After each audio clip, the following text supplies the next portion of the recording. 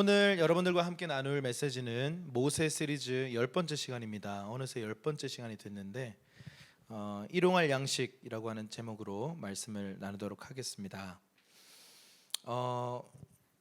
여러분, 미국의 시카고에서 태어난 사람 중에 워너 솔맨이라고 하는 분이 계세요. 이분이 미국이 자랑하는 화가 중에 한 분이세요. 그런데 이분이 어느 한 그림 때문에 굉장히 유명해졌어요. 한번 그림 한번 띄워주시죠. Head of Christ라고 하는 이 그림 때문에 전 세계적으로 굉장히 유명해졌습니다. 1940년도에 500만 부 이상이 인쇄됐고 오늘날까지 세계에서 가장 많이 알려진 예수님의 그 초상화입니다. 그런데 여러분, 이 그림에 스토리가 있습니다. 오늘 그 스토리를 여러분들과 좀 잠깐 이야기를 나누고 싶은데 1917년에 이 솔맨이 결혼을 했습니다. 그런데 얼마 안 돼서 중병에 걸리게 됩니다. 의사가 이렇게 진단을 내립니다. 당신은 임파선 결핵입니다. 임파선 결핵으로 앞으로 3개월 후에 당신은 죽게 될 겁니다. 사형 선고를 받은 거죠. 이 말을 들은 솔맨은 굉장히 절망적이었습니다. 그래서 밥도 안 넘어가고 잠도 안 자고 막 굉장히 괴로워했습니다. 그런데 참 안타깝게도 그 아내는요, 유명한 가수였고 첫 아이를 임신한 상태였습니다. 그러다 보니까 더 미안하고 더 절망스럽고 괴로워했습니다. 매일 밤마다 굉장히 절망하고 신음하던 이 솔맨에게 어느 날 이 아내가 찾아와서 말을 건네는데 이런 말을 했습니다. 여보, 3개월밖에 못 산다는 거 그거 부정적으로 생각하지 말고 우리가 좀 긍정적으로 생각해 봅시다. 하나님께서 3개월을 허락해 주셨다고 생각하고 감사하면서 살아가 봅시다. 그리고 아무도 원망하지 맙시다. 3개월이 얼마입니까? 이 한마디를 던졌어요. 그런데 처음에는 솔맨이 못 받아들였죠. 그런데 혼자 신음하는 시간 동안 이 아내의 말이 계속 되뇌어지는 겁니다. 그래서 이 솔맨이 감사하면서 남은 3개월을 살리라 결단을 해요. 그래서 그는요, 정말 작은 일부터 감사하기 시작합니다. 숨 쉴 수 있어서 감사, 작은 것에 감사하기 시작하면서 감사의 생활을 하던 중에 내 인생의 마지막 작품을 그려야 되겠다. 그래서 그린 게 이 작품이었던 거죠. 근데 이 작품을 그릴 때요, 붓을 들 수 있음에 감사, 모든 것을 감사하면서 이 작품을 그렸다고 해요.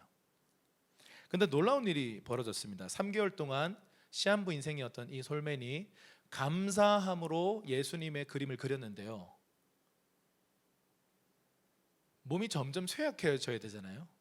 근데 점점 건강해지기 시작한 겁니다. 그래서 이상하다, 좋은 이상함이죠. 그래서 병원을 찾아갔습니다. 선생님, 어떻게 된 겁니까? 검사를 했더니 임파선 결핵이 사라져 버렸어요. 할렐루야. 그래가지고요, 아니 무슨 3개월 동안 무슨 좋은 약을 먹었길래 임파선 결핵이 사라졌냐고 의사가 질문했습니다. 근데 이 솔맨이 이렇게 대답을 했어요. 아주 유명한 대답인데, 제가 먹은 약은 특별히 없고 약이라고는 아내가 준 약밖에 없습니다. 그래서 그게 뭡니까? 딱 물었더니 감사합니다.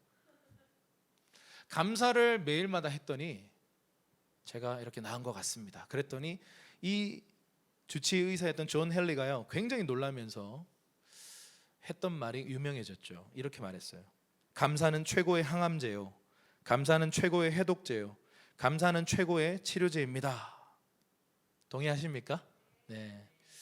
감사의 기적이라고 하는 아주 중요한 이야기입니다. 유명한 이야기예요. 그리고 이 그림은 굉장히 유명해져서요, 아마 불신자들도 한 번쯤 봤을 만한 사진이 아닌가 싶습니다. 지난주부터 저희가 그 불평불만에 대한 이야기를 나눴고, 오늘도 이 불평불만과 원망에 대한 이야기가 또 등장해요.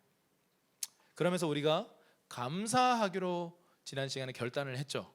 그리고 끝나고 나서 우리가 소그룹에서 감사도 나누었고 임마누엘 일기도 쓰면서 우리의 관점을 바꾸기로 우리가 결단을 했었습니다. 그래서 좀 질문하고 싶어요. 여러분, 한 주 동안 어떤 변화가 있으셨습니까? 별 생각 없었는데요 라고 할 수도 있겠지만, 이번 주에 또 감사를 결단하십시다. 원망과 불평 불만의 말을 닫아버리기로 결정하고 작은 일에 감사하기로 결단하십시다. 여러분, 그 짐 와일더 박사님이 이런 얘기를 했어요. 기쁨은 여기서 시작된다라고 하는 책인데 거기에 감사에 대해서 이렇게 고백을 합니다. 감사는 하나님의 임재를 느끼게 해주는 비밀번호이다. 그 이유는 하나님께서 우리에게 감사하라고 거듭 말씀하셨기 때문이다. 감사는 임재로 들어가는 가장 빠른 길이다. 이렇게 말했어요. 여러분, 감사하면요 관계 회로가 탁 하고 켜집니다.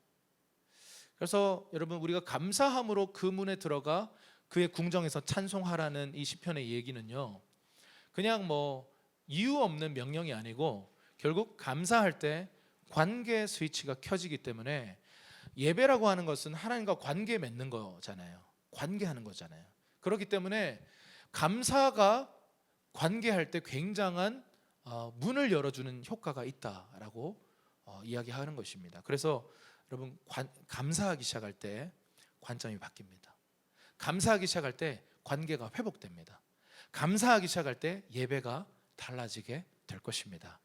아멘. 우리 옆에 계신 분에게 감사하겠습니다 한번 다짐할까요?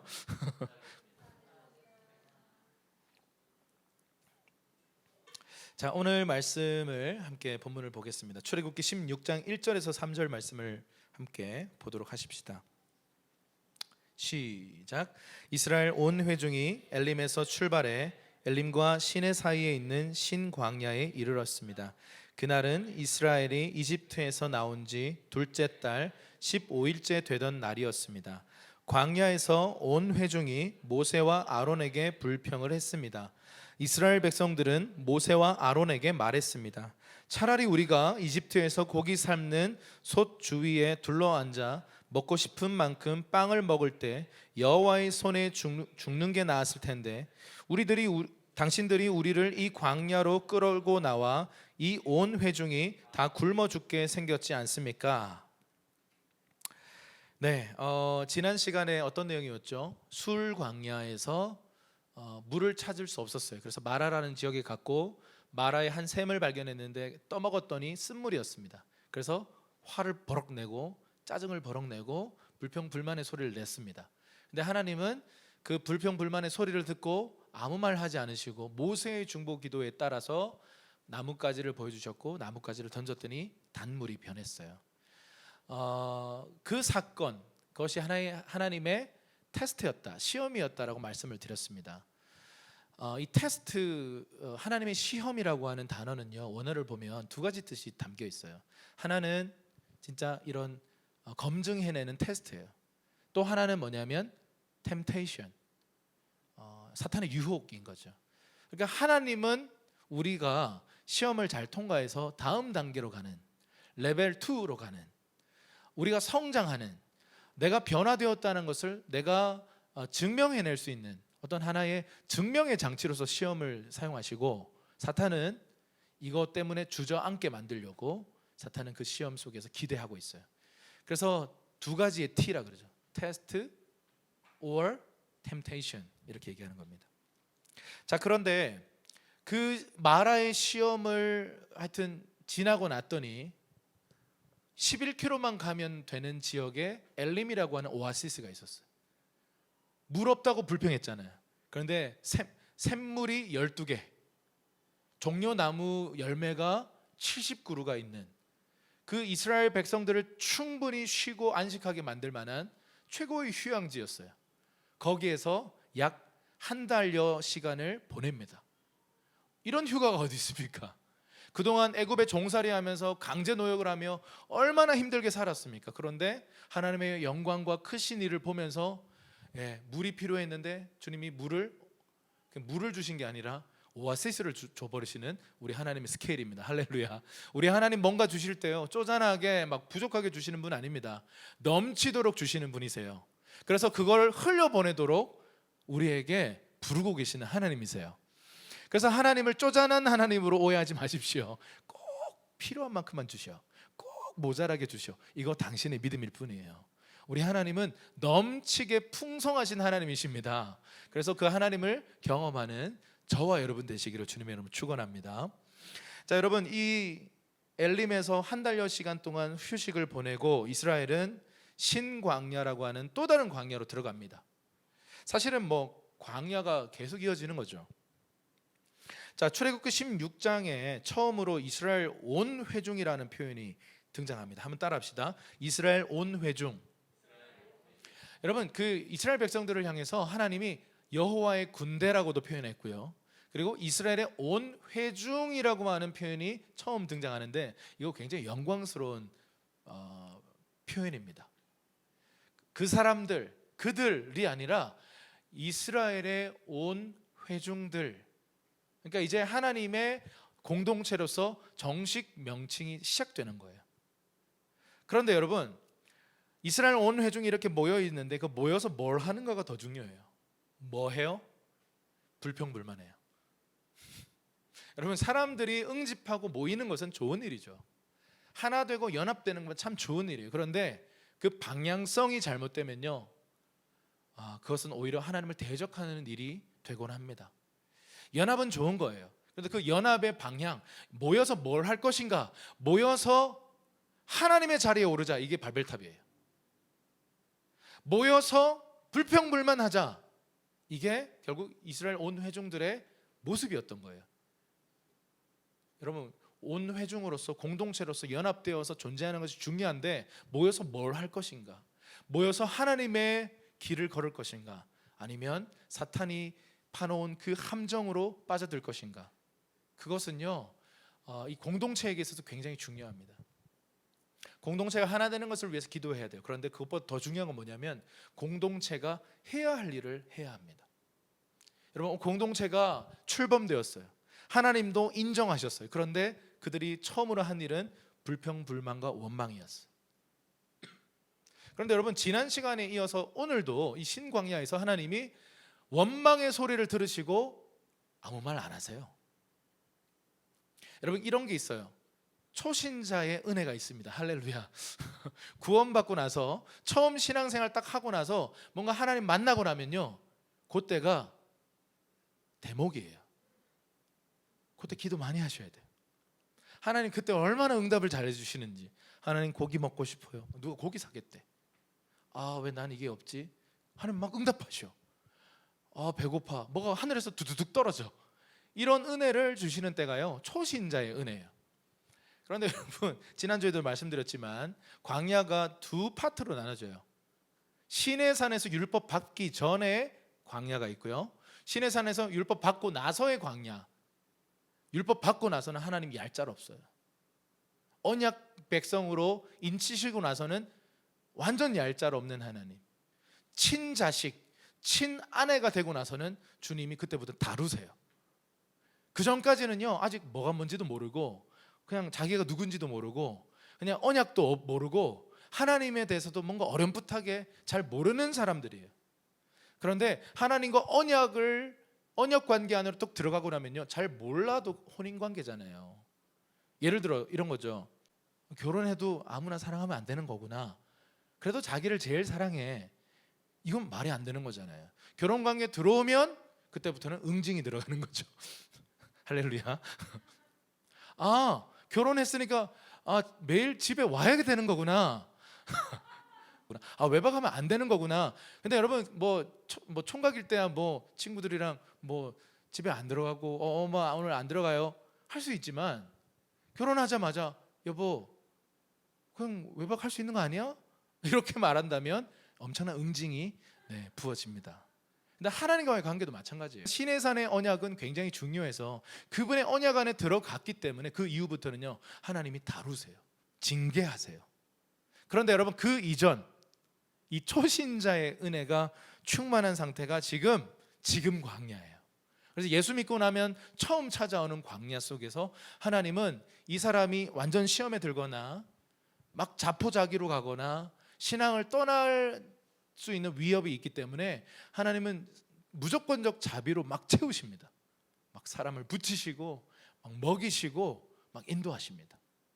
그런데 이제 좀 성장하고 하나님이 어떤 분이신지 좀 이해하고 하나님 위해 살겠습니다 하는 어떤 또 다른 광야로 들어가면요, 주님이 노탄을, 응답도 없어, 공급도 없어. 이런 상황 속에서 하나님 우리를 지켜보고 계시는 거죠. 그런데 오늘은 원망했지만 사실은 하나님은 아무 대꾸하지 않으시고 너희가 날 원망했구나 라고 하는, 사실은 분노가 일어났지만 하나님이 그것에 대해서 어떤 심판하시지는 않으세요. 그런데 여러분, 이 3절에 보면, 2절에 보니까 광야에서 온 회중이 모세와 아론에게 불평을 해요. 자, 그런데 3절에 보세요. 그 불평의 내용을 보세요. 이스라엘 백성들이 모세와 아론에게 이렇게 말합니다.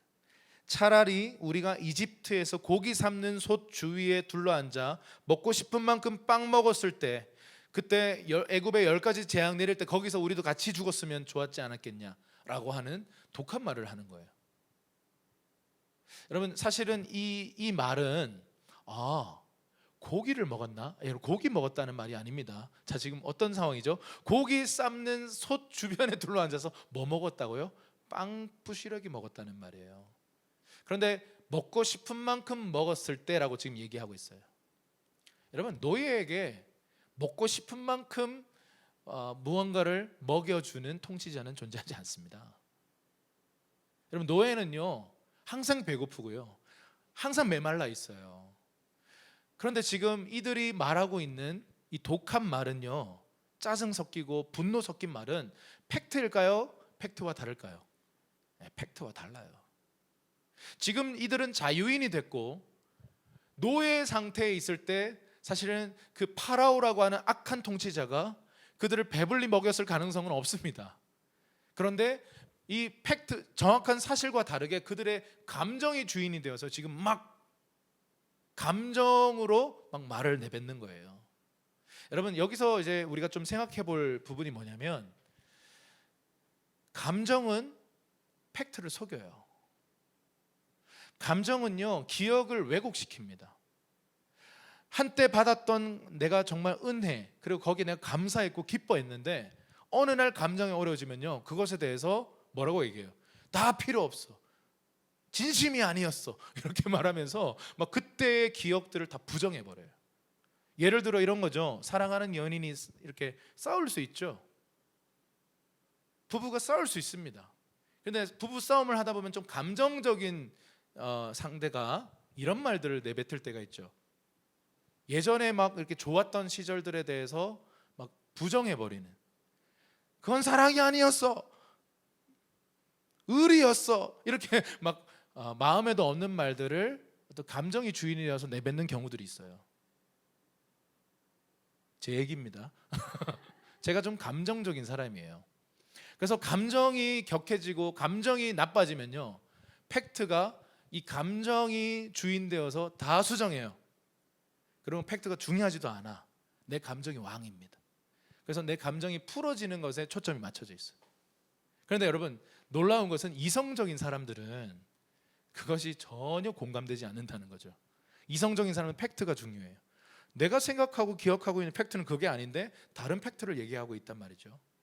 그러니까 여러분, 많은 사람들이요 이 감정적인 사람과 이성적인 사람들이 전혀 공명할 수 없는, 서로 이해할 수도 없고 서로를 향해서 또라이라고 생각하는 그런 일들이 벌어지는 거예요. 근데 여러분, 한 가지 인정해야 될 게 뭐냐면, 저도 이제 감정적인 사람 중에 한 사람으로서 감정이 나빠지면 팩트를 왜곡시킨다, 그건 인정해야 합니다. 애굽의 시절은요 종살이였고 배고픈 시절이었고 강제 노역을 당하면서 죽을 것 같아, 실제로 많은 사람이 일을 하다가 죽어요. 채찍질 당하고요. 그때가 좋았다고요? 말도 안 되는 소리입니다. 근데 기억이 왜곡되죠. 그때는 그래도 배불리 먹었다라고 얘기하는 거예요. 팩트 체크 확실히 해야 합니다. 사실 틀린 팩트예요. 말도 안 되는 얘기예요. 노예에서 자유인으로 지금 나왔고 먹을 것이 좀 부족한 상황이에요. 먹을 것이, 자기들이 준비해온 먹을 것들이 지금 다 떨어져 가니까 불안이 올라온 상태예요. 그러니까 감정이 불안해지니까 어떤 말들이 튀어나와요? 사실과 다른 기억의 왜곡들이 막 튀어나오고는 해석이 이상하게 나오면서 차라리 이집트에서 배불리 먹다가 죽을 걸 라고 이상한 말들을 해요.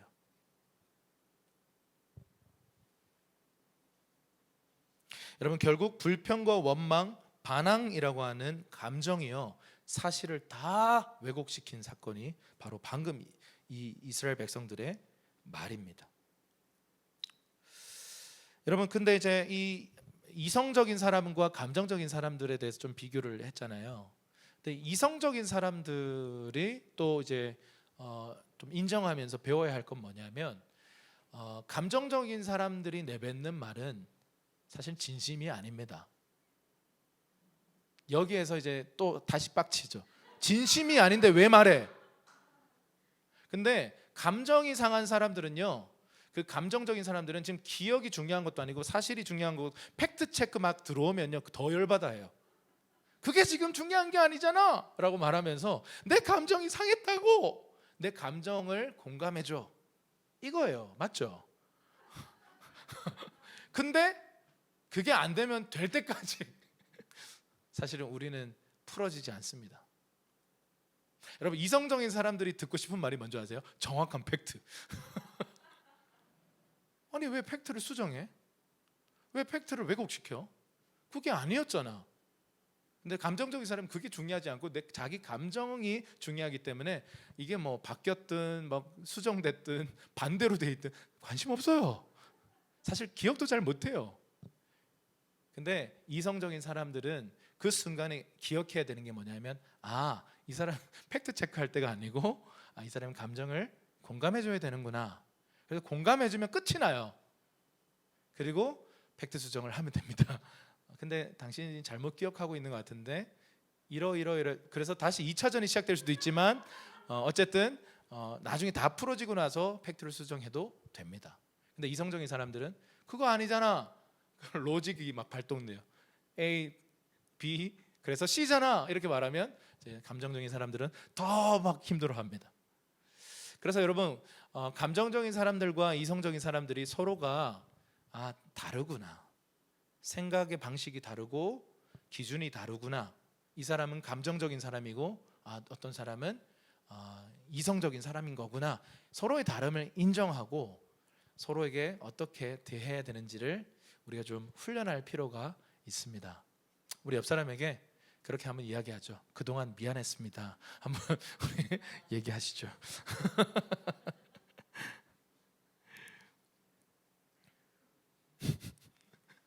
너무 크게 하신 것 같아요. 자, 이 이야기에서 이스라엘이 그 이집트에서부터 얼마 안 되는 식량을 싸들고 왔고 정말 맛도 없는 식량을 싸들고 왔잖아요. 누룩 없는 빵이 웬 말입니까? 막 단맛 하나도 없는 그냥 에이스인데 짠맛도 없고 단맛도 없는 왜 퍽퍽한 맛 있죠? 그런 맛. 에이스는 그래도 맛있잖아요. 그런데 그것보다 정말 맛없는 그런 누룩 없는 빵 그런 거밖에 없는 거죠. 근데 지금 그마저도 지금 식량이 떨어져가는 상황 속에서 일단은 불안이 찾아오기 시작합니다. 이런 불안은 이내 불평과 원망의 목소리로 표출이 돼요. 그래서 여러분 신앙생활을 시작하고 겪는 어려움 속에 이 이스라엘 백성들이 했던 말을 오늘날 우리의 표현으로 옮기면 이거예요. 예수 안 믿었을 때가 훨씬 나았어. 예수 믿기 시작하니까 내 인생 꼬여. 이렇게 말하는 차라리 예수 안 믿었을 때로 돌아가고 싶어 라고 말하는 사람의 모습과 똑같습니다. 이때 우리가 해야 할 일은 뭐예요? 감정을 내려놓고 그 출애굽의 그 구원의 팩트를요 그 위대한 하나님의 이야기를 감정을 내려놓고 좀 묵상할 필요가 있어요. 그럼 어떤 일이 회복될까요? 감사가 회복돼요. 구원의 감격이 일어나기 시작합니다. 그래서 여러분 우리가 우리의 기억이 있어야 할 원래의 자리로 돌아오게 하는 것은 감정을 내려놓고 하나님이 과거에 우리의 삶에 행하셨던 그 일을 묵상하는 것입니다. 자, 그래서 여러분 지난 주일에 우리가 감사하기로 선택한 이후에 어떤 변화가 있었는지 조금 이따 한번 나누도록 하겠습니다. 출애굽기 16장 4절. 자, 이 원망을 사건 이후에 어떤 일이 벌어지는지 한번 보십시다. 4절입니다. 시작. 그때 여호와께서 모세에게 말씀하셨습니다. 내가 너희를 위해 하늘에서 비같이 먹을 것을 내려주도록 하겠다. 그러면 백성들이 날마다 밖에 나가 그날 먹을 만큼을 거둘 것이다. 내가 백성들을 시험해 그들이 내 율법을 지키는지 보도록 하겠다. 자, 좀 주님이 약간 화난 것 같지 않으세요? 하늘에서 음식을 비처럼 그냥 쏟아 부어버리겠다라고 얘기를 하셨습니다. 음식을 하늘에서 내려주겠다. 이게 도대체 무슨 말일까요? 그리고 이 하늘에서 음식을 내려주는 것으로 또 내가 백성들을 시험하겠다. 어떤 시험을 하는 거죠? 하나님의 율법을 지키는지 지키지 않는지 보겠다. 이렇게 말씀하신 거죠. 여러분, 이런 먹고 사는 문제, 다시 말해서 음식이 없으면 굶어서 죽습니다. 생과 사의 갈림길이 놓여 있는 아주 인간에게 중요한 이 문제, 생과 사가 달린 문제로 하나님은 우리를 시험하시겠다는 거예요. 여기서 좀 우리 안에 좀 하나님의 의도를 좀 파악하지 못하면 또 하나님을 향해서 또 분노할 수가 있죠. 한 이런 걸로 나 괴롭히는 1억입니까? 이렇게 나오는 거죠. 근데 여러분, 생과 사의 문제만큼 사람이 절실하게 되는 순간은 없어요. 어떤 사람의 본질적 모습이 드러나려면요, 위기 상황에 들어가야만 합니다. 여러분, 뭐 여유가 있고 뭐 넘쳐나는 뭐 재정이 있고 뭐 기분이 좋을 때 누구나 좋은 모습을 보입니다. 그런데 생과 사의 갈림길 앞에 서면요, 그 사람의 본질이 드러나요. 그래서 하나님은 먹고 사는 문제로 우리를 훈련하세요. 그것으로 우리를 시험하세요. 정말 나를 경외하는지, 정말 나를 신뢰하는지, 그거를 하나님은 이 문제로 다루기 원하신다라는 것입니다. 출애굽기 16장 11절에서 15절 말씀 보겠습니다. 시작. 여호와께서 모세에게 말씀하셨습니다. 내가 이스라엘 백성들의 원망 소리를 들었다. 그들에게 해질 무렵 너희가 고기를 먹을 것이요 아침에 너희가 빵으로 배부를 것이다. 그러면 내가 너희 하나님 여호와인 줄 너희가 알게 될 것이다 라고 말하여라. 그날 저녁에 메추라기가 와서 진을 덮었고 아침이 되자 이슬이 내려 진 주위에 있었습니다. 이슬이 거치자 광야 바닥에 작고 얇은 것이 땅에 서리처럼 널려 있었습니다. 이스라엘 백성들이 그것을 보고 서로 이게 무엇이냐고 했습니다. 이스라엘 백성들은 그것이 무엇인지 몰랐던 것입니다. 모세는 이스라엘 백성들에게 말했습니다. 여호와께서 너희에게 먹으라고 주신 것이다. 아멘. 자, 말씀하신 대로 정말 하늘에서 비처럼 음식을 내려주셨습니다. 두 가지를 주셨어요. 만나와 메추라기. 자, 이 메추라기는요, 실제로 유럽에서 아프리카 대륙으로 매해마다 이동하는 철새예요. 그런데 여러분, 자, 유럽에서 아프리카는 엄청난 거리잖아요. 근데 이 메추라기 떼가요, 막 날아가다가 이 신광야, 홍해 지역에 와서 완전히 이제 지쳐버립니다. 그래서 실제로 신광야에 가보면 메추라기가 그냥 후두두둑 하고 지쳐서 다 떨어져 버립니다. 그래서 그때는 날 힘조차 없죠. 그때는 사람들이 와서 그냥 잡으면 잡히는 거예요. 하늘에서 비처럼 메추라기가 떨어지리라. 이건 자연현상의 결과, 하나님이 자연현상을 사용하셔서 메추라기를 이렇게 공급하신 거예요. 자, 그런데 만나는 아주 독특해요. 만나는 이게 전에도 본 적 없고 후에도 본 적 없는 아주 독특한 하늘 양식이에요. 그야말로 하늘 양식이에요. 자, 이 만나에 대해서 좀 제가 밑에 좀 적어놨는데, 만나는 모양이 작고 동글동글합니다. 그리고 14절에 보면 서리같이 세밀하다라고 돼 있고 안 찾아도 됩니다. 31절에 보면 갓씨 같고 진주 같으며 색은 희고, 자, 여기서 중요한데 꿀을 섞은 과자 맛이에요. 자, 누룩 없는 빵 먹던 사람들이 자, 꿀을 섞은 과자 맛 나는 이 천상의 음식을 지금 먹고 있어요. 아침마다 이 만나가 내렸는데요. 아침마다 비도 내렸어요. 이 비가 아니라 정확하게 말하면 이슬이 맺혔죠. 서리가 맺혀 있는데 그 이슬이 싹 걷어지고 나면 보이는 게 뭐냐면 만나예요. 이게 40년간 내려요. 근데 이 만나의 특징은 뭐냐면 딱 유통기한이 하루. 만약에 누군가가 내일도 먹어, 오늘 아껴서 내일 더 먹어야지 했다가 저장하는 순간 다 썩어버립니다. 벌레가 생깁니다. 유통기한 1일, 그날 먹을 일용할 양식인 거죠. 그런데 놀라운 건 뭐냐면 안식일에는 일하지 말라 주님 말씀하셨기 때문에 안식일에는 거두로 나가지 말라 하셨어요. 그리고는 안식일 전날 2일치를 만나를 주세요. 그런데 그건 안 썩어. 안식일 전날 거두는 만나는 유통기한 2일. 근데 여러분, 하나님이 이렇게 말씀하셨어요. 일용할 양식이고 안식일에는 일하지 말고 내가 이틀치 줄 테니까 그건 썩지 않을 거야. 그는 거두로 나가지 마라 그랬어요. 그런데 여러분, 하지 말라 하면 역사 가운데 꼭 하는 인간들이 있어요. 그 이스라엘의 몇몇 사람들이요, 욕심 때문에 미래를 위하여 저축 이러면서 만나를 저축하기 시작했는데 그 사람들 다 썩었어요. 충격에 빠지죠. 아, 먹을 걸. 그런데 안식일 날 거두러 가지 말라 그랬는데 꼭 거두러 가는 사람이 있습니다. 아무것도 없어요. 진짜 만나가 안 내렸어요. 하나님이 이러한 경험을 통해서 뭔가를 가르치기 원하시는 거예요. 오늘 설교의 주제가 바로 주님이 가르치시기 원하시는 그 주제입니다. 주님이 진짜 이 사건을 통해 뭘 말씀하고 싶으신 건가?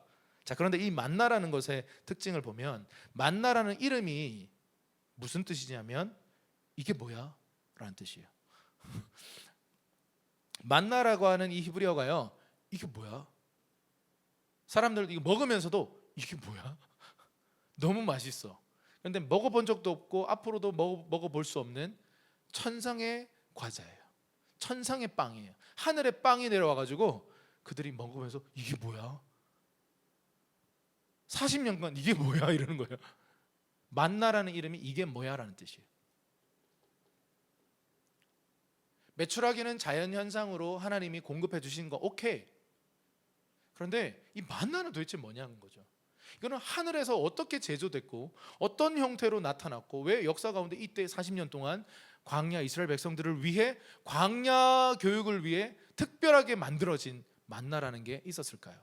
근데 만나도 정확한 이름은 없죠. 이게 뭐야요? 이게 뭐야? 야, 오늘 뭐 먹으러 갈까? 이게 뭐야 먹으러 가자. 뭐 이런 느낌이죠.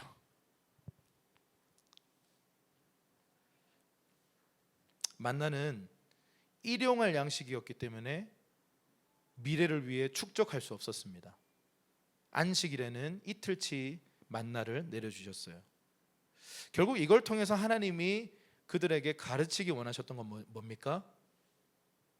일용할 양식을 공급하시는 하나님에 대한 그 신실하심을 신뢰할 것에 대해서 하나님은 이들에게 요구하신 거죠.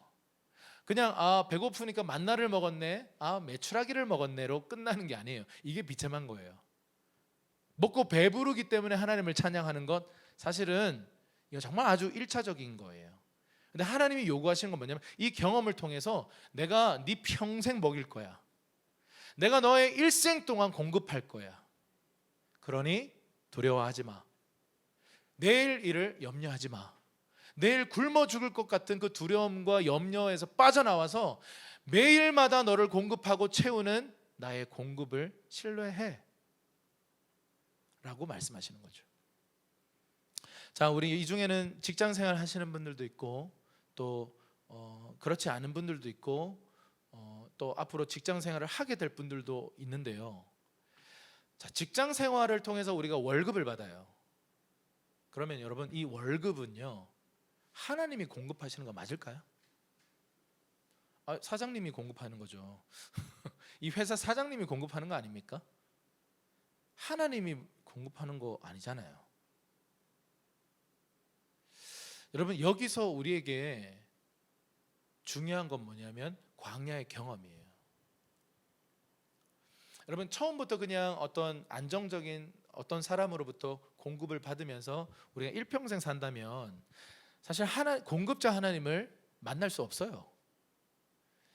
정말 막막하고 어떤 대안도 없어서 재정적 공급이 다 끊어지고 뭔가 지금 대안이 없는 상태 속에 있는 사람들을 하나님은 내버려 두지 않으시고 공급하세요. 여러분, 그 YWAM 예수 전도단이라고 하는 이 국제 선교단체를 시작하신 로렌 커닝햄이라고 하는 분이 쓰신 책이 있는데, 하나님 정말 당신이십니까? 라고 하는 책이 있어요. 그 책에 보면요, 정말 무협지 같은 얘기들이 많이 나와요. 돈이 한 푼, 하나님 나라를 위해서 선교사로서 풀타임 사역자로서 삶을 들였어요. 근데 재정적 대안이 없어. 그런데 기도하는데 내가 채울 것이다, 내가 이제 이상해지는 건가? 뭐 이런 생각이 드는 거죠. 하나님 정말 당신 맞나요? 이런 질문들이 올라오는 거죠. 내가 지금 하나님의 음성을 들은 게 맞나? 내 생각인가? 내가 지금 미치는 건가? 이런 생각에 빠졌던 거죠. 그런데 다음 날 집 앞에 우리나라로 치면 쌀 한 포대가 있는 거죠. 그리고 쪽지에 기도하다가 감동이 있어서 놓고 갑니다. 어느 날 전혀 나와 상관없는 사람이 나를 만나더니 어젯밤에 기도 시간에 오늘 로렌이라는 사람을 만날 건데 그 사람에게 정확한 금액까지 말씀하시면서 우리나라로 치면 7만 5천 원을 줘라, 그에게 플로잉을 해라. 그래서 그 사람은 순종해서 그냥 하나님 주신 마음을 짧게 나누고 봉투를 건네는 거죠. 그런데 이 목사님이 기도했던 금액이 7만 5천 원. 이런 일들이 계속 이어지는 거죠. 광야 속에서, 아무런 대안 없는 광야 속에서 하나님이 어떻게 한 인생을 채우시는가, 믿음으로 걷기로 결정하는 사람을 어떻게 채우시는가에 대해서 엄청난 훈련을 받은 순간이 바로 그 광야 여정이었던 거예요. 여러분, 광야는 믿는 사람들을 성숙시키는 학교예요. 믿는다라고 말하면서 그 믿음을 시험하고 증명해 볼 수 있는 시험이 없다면 실력 상승은 없어요. 누가 열심히 공부하겠습니까? 그런데 시험이라는 어떤 디데이가 있어서 그 시험을 준비하고 시험을 치르는 과정을 통해서 사람은 성장하는 거예요. 마찬가지입니다. 우리 인생 속에 때때로 찾아오는 광야의 순간은 하나님이 우리를 괴롭히려 함이 아니에요. 하나님이 우리를 성장시키기 원하셔서 우리를 광야 학교에 집어넣는 겁니다. 그래서 여러분, 이스라엘 백성들이 지금 막 먹을 게 없다고 불평불만하고 있는데 하나님이 하늘에서 메추라기가 후두두둑 떨어지고 밤에는 메추라기가 떨어져. 밤에는 고기를 먹어요. 아침에 나가 보니까, 잠에서 깨서 일어나 보니까 만나가 온 지면에 덮여 있어요. 이걸 40년 동안 약속의 땅에 딱 들어가고 나니까 만나가 그쳐요. 광야 생활 속에 주시는 하나님의 은총이에요. 광야가 여러 가지 광야가 있습니다. 범죄함으로 쫓겨나는 광야가 있고요, 하나님의 언약 백성으로서 부르심을 향해 나아가기 위해 반드시 거쳐야 되는 광야가 있어요. 그러나 어떤 광야이든 광야의 목적은 하나님 우리를 믿음을 시험해보고 믿음을 증명되어지는, 낙제 받으면 F 받으면 다시 재수강해야 되는 거예요. 다시 광야를 돌면서 똑같은 훈련을 다른 시즌 속에서 다른 방식으로 또 받는 거예요. 근데 불쌍한 인생은 뭐냐면 그걸 계속 못 넘어가. 계속 낙제하는 거예요. 지난 학기에 낙제 맞아서 이번 학기에 또 들었는데 또 낙제하는, 이건 사실은 어리석은 거죠. 같은 문제 똑같이 넘어진다는 것입니다. 그러면 우리가 생각해야 됩니다. 이렇게 싸우면 안 되는구나, 제대로 싸워야 되는구나. 하나님이 지금 나에게 가르치고 싶은 게 뭐지? 하나님 지금 이 상황 통해서 나에게 뭘 말씀하시는 거지? 어떤 것을 도전하고 계시지? 여러분, 우리는요 이것을 분별하고요 싸움이 되는 싸움을 해야 되는 거죠. 하나님 왜 이러세요? 빨리 나가게 해주세요. 약속의 땅 준다면서요. 이거는 도움이 하나도 안 되는 그냥 원망이죠. 원망과 불평의 소리에서 빠져나와서요, 감사함으로 우리 관점을 바꾸고 해야 할 일은 뭐냐면 이 시험을 통과하는 거예요. 어떻게? 믿음으로. 결핍이 딱 찾아왔을 때 어떻게 해야 됩니까? 멈추고 하나님을 바라보는 거예요. 그분을 기다리는 거예요. 언제까지? 공급하실 때까지. 저와 여러분들은 뭐 할 수 있습니까? 노래할 수 있습니다. 결핍이 찾아왔어요. 지금 당장 써야 될 재정이 없어요.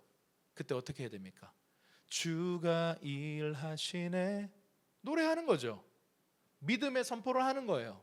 그리고 그게 얼마나 걸릴지 모르지만 하나님이 채우시면 찬송하는 거예요. 기뻐하는 거예요. 간증하는 거예요. 그게 광야의 여정입니다. 여러분, 이 광야의 여정이 통해서 그 마음판에 하나님에 대한 믿음, 이 믿음의 사고방식이 새겨져 있지 않으면 약속의 땅 들어가면 다 패배해요. 약속의 땅은 하나님 나라의 통치 시스템으로만 살아가는 곳이에요. 그렇지 않으면요, 약속의 땅이 사람을 토해놓습니다. 바벨론으로 토해놓고 아수르로 토해놓는 그런 곳이 바로 약속의 땅이기 때문에 약속의 땅에 들어가기 전에 훈련받아야 돼요. 그렇지 않으면 안 됩니다. 결혼하기 전에 치유되어야 될 상처의 문제들이 있어요. 결혼을 우리가 준비한다고 했을 때, 부모가 되는 것을 준비한다고 했을 때 우리 안에 준비되지 않은 채로 우리가 어떤 그 땅을 밟게 되면요, 그만큼 고통스러워요. 그것이 결혼의 문제이든 직장의 문제이든 저처럼 사역의 문제이든 준비되지 않은 사람이 목사가 되면 저도 고생하지만 사역자도 고생하지만 성도들도 엄청 고생하는 거예요. 그래서 여러분, 본 게임보다 더 중요한 게 준비하는 게임입니다. 준비하는 훈련들입니다. 그래서 복싱 경기가 있기 전에 얼마나 많은 이 스파링 상대를 바꿔가면서 훈련을 합니까? 근데 스파링 상대가 계속 강한 사람으로 바뀐다는 건 뭐예요? 내가 지금 그만큼 성장하고 있다는 거예요. 여러분, 고난의 세기가 세진다고 우리가 뭔가 원망하거나 어려워할 필요가 없어요. 왜냐하면 그만큼 내가 잘하고 있다는 증거예요. 이것이 정말 광야의 고난이 맞다면. 그래서 여러분, 핵심은 이거예요. 만나가 떨어지고 메추라기가 떨어져서 우와 여기서 끝나면 안 돼요. 그럼 또 도는 거야. 여기서 어디까지 가야 돼요?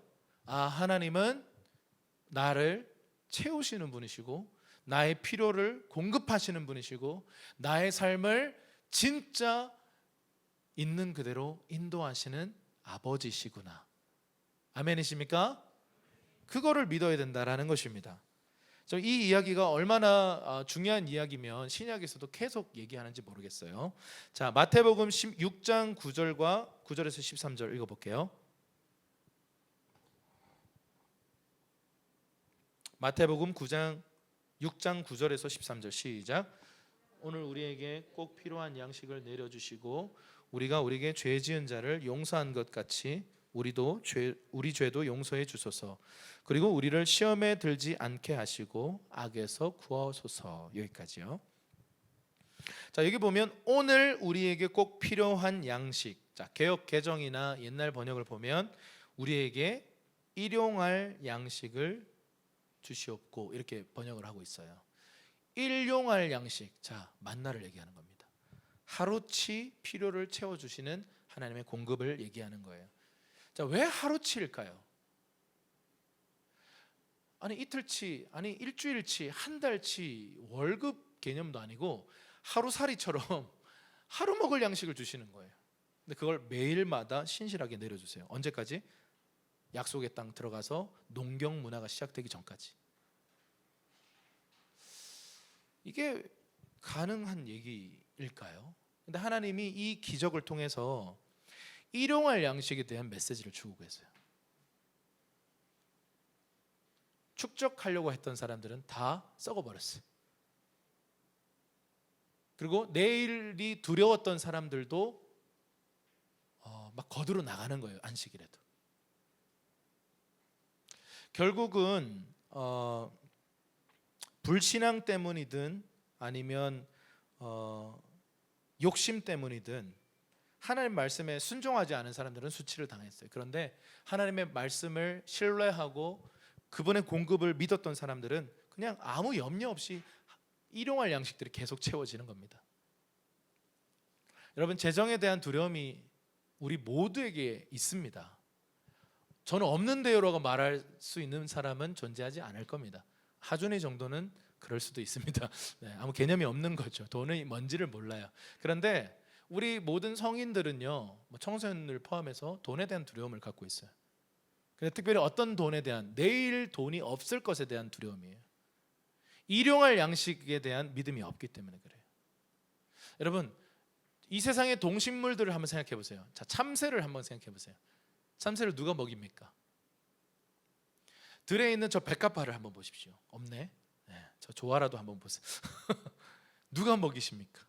그 누구도 길쌈도 안 하고 그 누구도 약도 안 치고 돌보는 사람 없어요. 그럼 누가 먹이죠? 하나님 아버지께서 먹이시는 거예요. 하늘에 나는 새도요.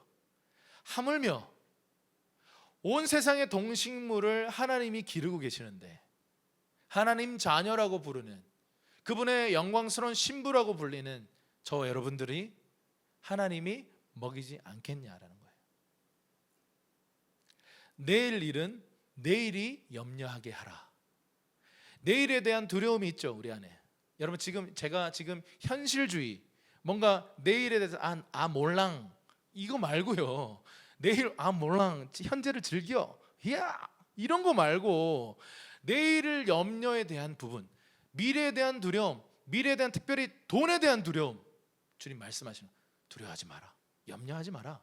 내일 일은 내일이 염려하게 하고 너는 먼저 그의 나라와 그의 의를 구하라, 이렇게 얘기하십니다. 여기에 우리는 도전이 있어요. 왜냐하면 세상이 가르친 것 정면으로 충돌해요. 너 지금 돈이 없으면 내일 죽어 라고 하는 메시지가 온 세상에 가득합니다. 그런데 하나님은, 나는 오늘도 너를 먹일 거고 내일도 너를 먹일 거고 그 다음 날도 너를 먹일 거야. 그러니 내 나라와 내 기준을 따라 살아, 이렇게 말씀하시는 거죠.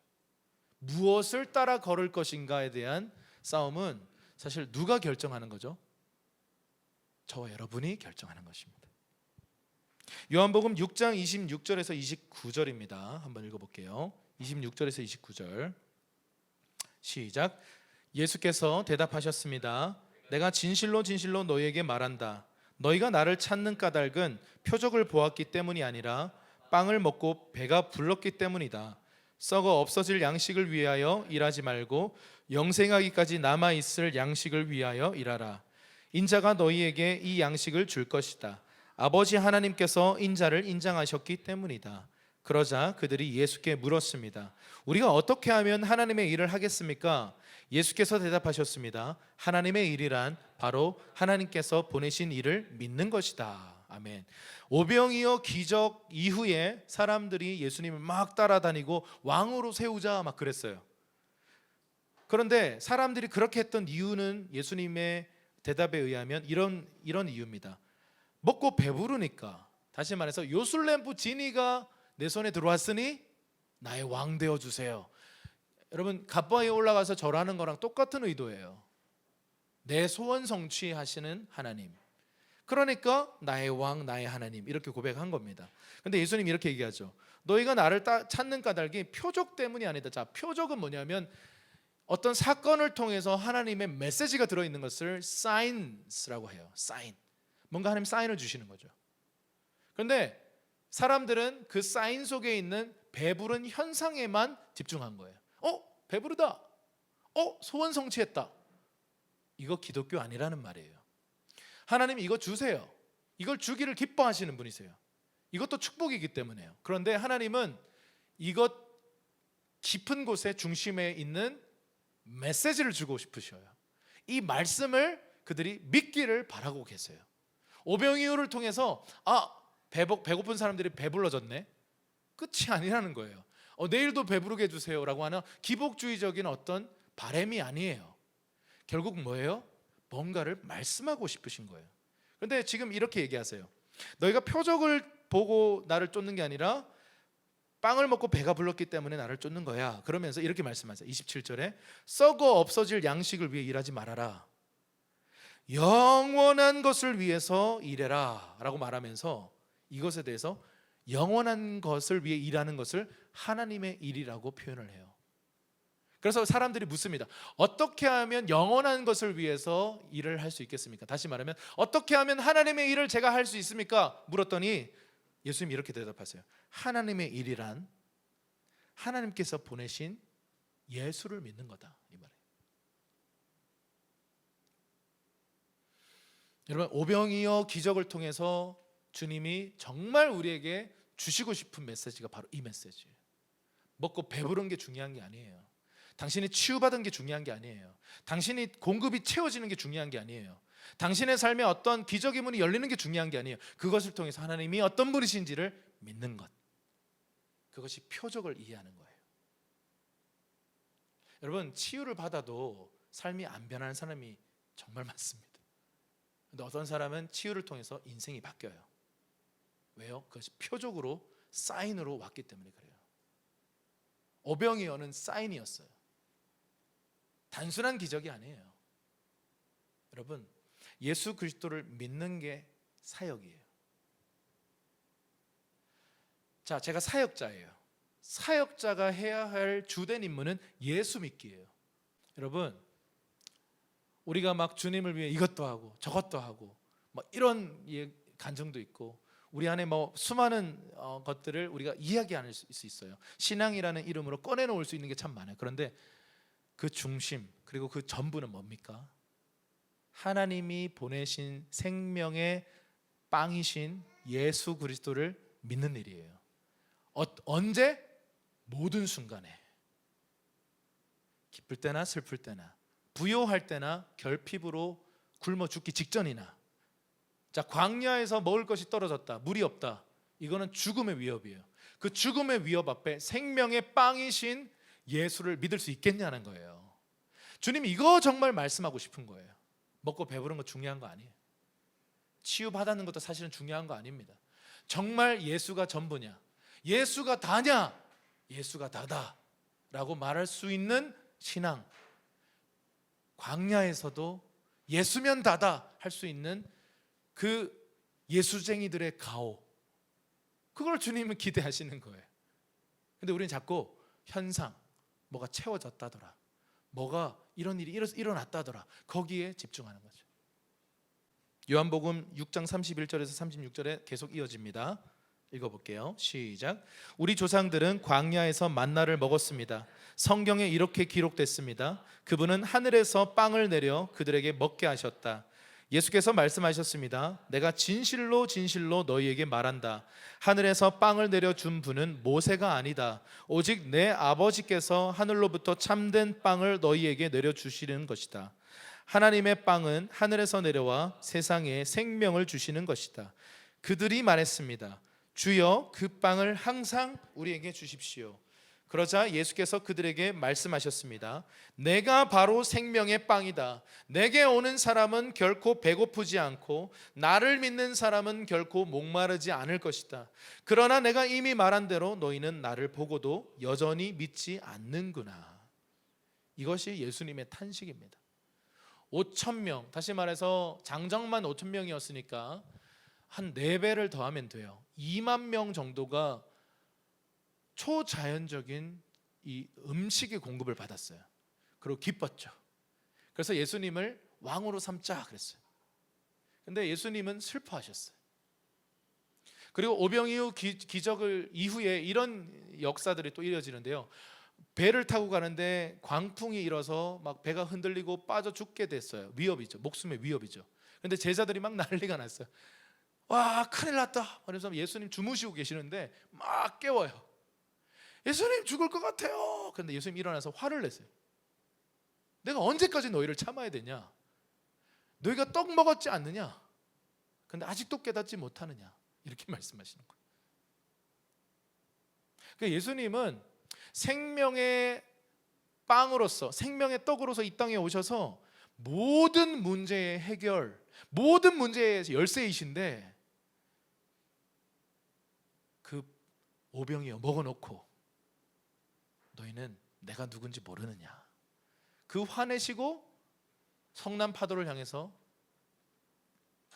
Peace, be still 그러셨죠. 잠잠하라 그랬어요. 그러니까 성남 파도가 일순간 잠잠해집니다. 그리고는 제자들이 이렇게 얘기해요. 저가 누구신데 저가 누구신데 바다도 순종하느냐 그랬어요.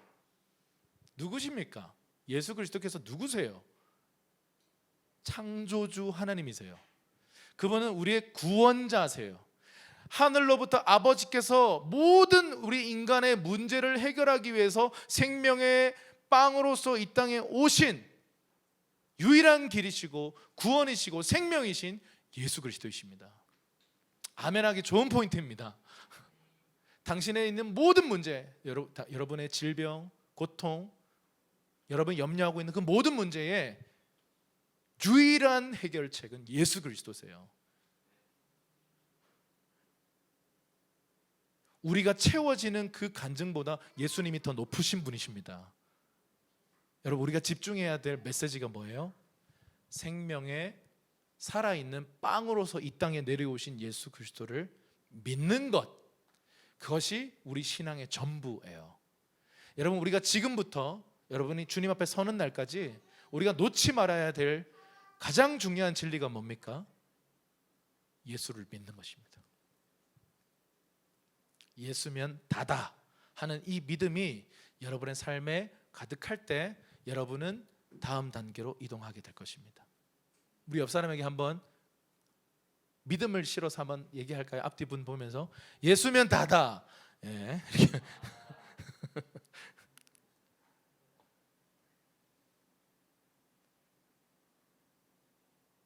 하나님이 이거 가르치고 싶으셨어요. 그래서 생과 사의 문제를, 의식주의 문제를 가지고 테스트하세요.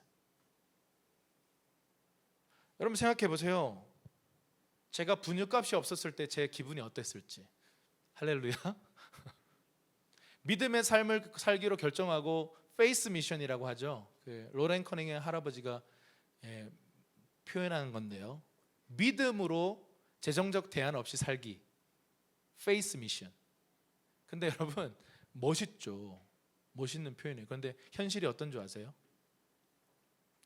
엉망진창이에요. 저도 그 광야의 초입부에서요 얼마나 많이 원망하고 불평하고 화내고 막 사모님한테 막 자존심 막 부리고 막 벌어오면 될 거 아니냐 이러면서 막 이렇게 벽돌이라도 나르겠다고 막 큰 소리 막 치고 그랬어요. 차마 나르러 가지는 않았어요. 여러분 참 믿음으로 산다라는 게요, 믿음으로 살겠습니다 노래하고 믿음으로 살아가리 막 예? 막 박수치고 하죠. 그거 쉬워요.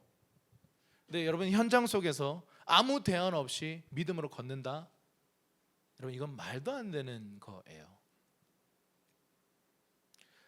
여러분 정말 미친 짓처럼 느껴져요. 근데 제가 그 삶을 그래도 먼저 걸어본 한 사람으로서 여러분들께 말할 수 있는 것은 이것입니다. 하나님은 신실하십니다. 하나님은 항상 동일하신 분이세요. 문제는 나더라고요. 내가 못 믿어서 못 받은 거예요. 내가 못 믿어서 못 누린 거예요. 내가 못 믿어서 다음 단계로 못 가고 계속 돈 거예요. 그런데 여러분 그 첫 돌파가 있었던 지점 얼마나 불안했는 줄 아세요? 저는 단기 선거였거든요. 재정이 안 채워지는 거예요. 저 때문에 난리가 나는 거예요. 돈 내야 되는데 지금 내일 단기 선거 떠나는데 돈이 안 채워지는 겁니다. 그때는 우리 안 믿는 우리 집안이었기 때문에 이런 얘기를 하면 혼날 것 같았어요. 그래서 기도했죠. 그런데 여러분 그때도 이런 얘기했어요. 아 진짜 이런 식으로 채우셔야 됩니까? 떠나기 직전 밤에 새벽에 다 채워졌어요. 기루야 잠깐 나와봐라 하는 음성을 들었을 때, 그 전화를 받았을 때 그때 당시에 PCS 018 그걸 딱 들었을 때 뭔가 주시려나 보다. 나갔는데 정말 부족한 딱 금액 그걸 딱 주신 거예요. 그걸 누군가가 후원하신 거예요. 기가 막히더라고요. 그게 저의 첫 단기 선교였어요. 두 번째 단기 선교는 망했어요. 돈을 빌려버렸어요. 40만 원을 친구한테 빌렸어요. 끝까지 안 채워지길래 빌려버렸어요. 그래서 제가 그게 올무가 돼가지고 그 친구가 기루야 이렇게 문자가 오면 그래서 제가 빚은 멍해라는 걸 그때 알았죠. 그리고 그때 반면 교사로 그 다음부터 다시 믿음으로 단 한 번도 빚지지 않고 하나님이 채워주셔서 다양한 방식으로 다양한 사람들의 감동을 통해서 채워주셔서 선교 여행을 약 10년 동안 다녔습니다. 여러분, 우리 하나님은요 신실한 고급자세요. 그분은 믿을 만한 분이세요. 문제는 내 안에 믿음이 없기 때문입니다. 그래서 하나님은 광야를 지나게 하세요. 생과 사의 갈림길 속에서만 하나님 이걸 다루실 수가 있어요. 그래서 여러분 안에 있는 지금 결핍을 경험하고 있다면 우리 하나님의 그 결핍을 통해서 말씀하고 싶으시고 가르치고 싶으시고 믿게 하고 싶으신 그 메시지가 있다는 것을 우리가 기억하십시다. 그리고 그 메시지 안으로 들어가십시다. 저를 따라서 한번 외칠까요? 예수 그리스도는 생명의 산떡이십니다. 예수님은 모든 문제의 해결책이십니다. 예수님이 전부이십니다. 이 믿음이 우리 안에 세워질 때까지 하나님은 우리를 광야를 걷게 하실 것입니다. 시즌을 따라서 또 다시 광야에 가게 하실 것입니다. 신광야, 술광야, 르비딤, 수많은 곳에 우리를 이끌어 가시는 신실하신 하나님이십니다. 그래서 이 시간에 함께 우리가 좀 같이 기도했으면 좋겠어요.